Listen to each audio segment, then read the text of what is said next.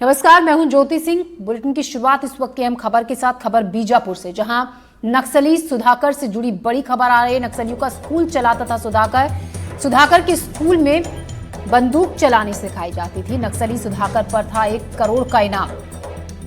सुधाकर छत्तीसगढ़ समेत कई राज्यों में वांटेड था और नक्सलियों का सीसी मेंबर और एजुकेशन हेड भी था सुधाकर। तो बीजापुर में सुरक्षा बलों ने ऑपरेशन में नक्सली सुधाकर उर्फ नर सिंहाचलम को ढेर कर दिया। सुधाकर, जो कि एक स्कूल चलाता था जहां युवाओं को बंदूक चलानी सिखाई जाती थी,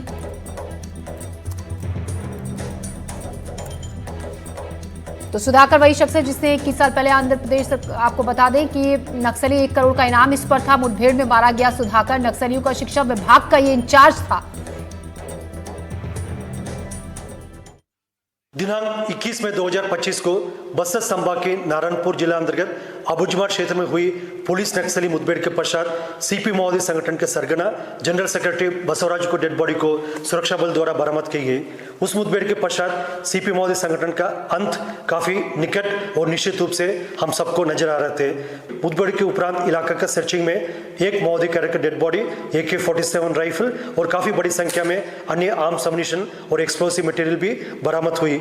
मुठभेड़ में मारे गए माओवादी कैडर का शिनाख्ती सेंट्रल कमेटी मेंबर सुधाकर उर्फ गौतम के रूप में हुई। वहीं 1 करोड़ के नामी नक्सली सुधाकर को लेकर और ज्यादा जानकारी दे रहे हैं हमारे सहयोगी नीलेश त्रिपाठी। छत्तीसगढ़ के जंगलों में खौफ फैलाने वालों की मोस्ट वांटेड सूची से सुरक्षा बल के जवानों ने एक और नाम कम कर दिया है।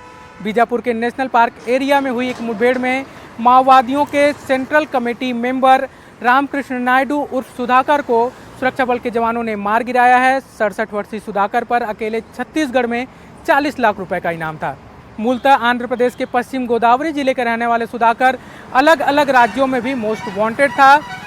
माओवादियों के रीजनल सेंट्रल ब्यूरो के रिवोल्यूशनरी पॉलिटिकल स्कूल का प्रभारी भी सुधाकर था। बता दें कि माओवादियों के संगठनात्मक ढांचे में अलग अलग लोगों के पास अलग अलग जिम्मेदारियां होती हैं।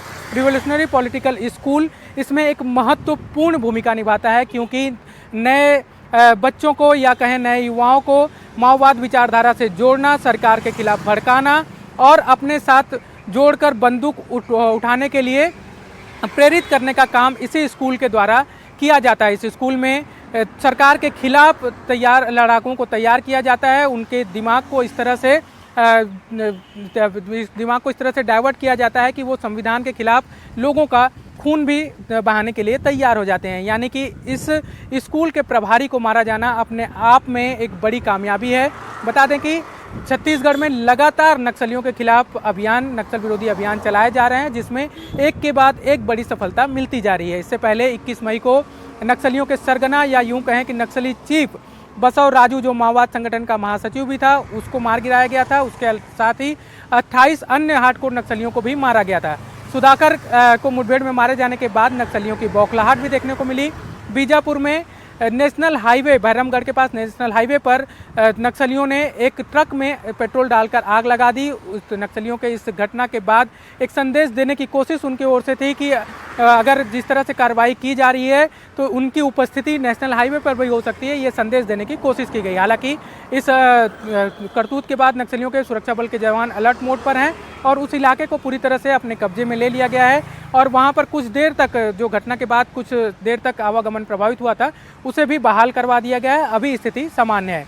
लगातार जिस तरह से नक्सलियों पर प्रहार, माओवादियों पर प्रहार किया जा रहा है, उससे ये मानकर चल रहे हैं कि केंद्र सरकार द्वारा जो एक समय सीमा तय की गई है नक्सल समस्या को समापन के लिए 31 मार्च 2026, उस समय सीमा में छत्तीसगढ़ में कम से कम सशस्त्र नक्सल समस्याओं, नक्सल बल की जो समस्या सशस्त्र नक्सल की, उसे समाप्त कर लिया जाएगा। एक के बाद एक मिल रही कामयाबी इस समय सीमा पर नक्सल समस्या को समाप्त करने की जो एक नीति बनाई गई है, उसको बल भी देती है।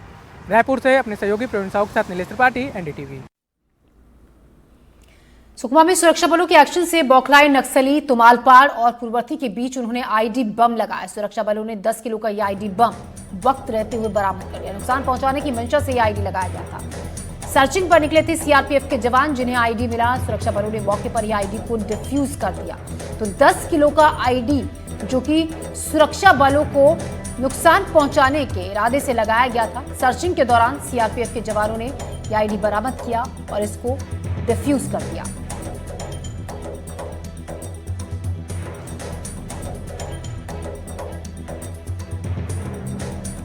तो सुरक्षा बलों ने 10 किलो का आईडी बम बरामद किया। आपको ये भी बता दें कि यहाँ आसपास कुछ और आईडी भी बरामद होने की संभावना है, जिसके चलते सर्चिंग चलाया जा रहा है। घना इलाका ये है जहां पर नक्सलियों की मूवमेंट की जानकारी मिली थी। उसके बाद यहां पर सुरक्षा बलों ने सर्चिंग अभियान चलाया, जिसके बाद ये 10 किलो का आईडी बरामद किया गया, जिसको मौके पर ही डिफ्यूज कर दिया गया। तो साजिश नक्सलियों की नाकाम की, आईडी को निष्क्रिय किया गया, जो कि सुरक्षा बलों के जवानों को नुकसान पहुंचाने के इरादे से यहां पर लगाया गया था।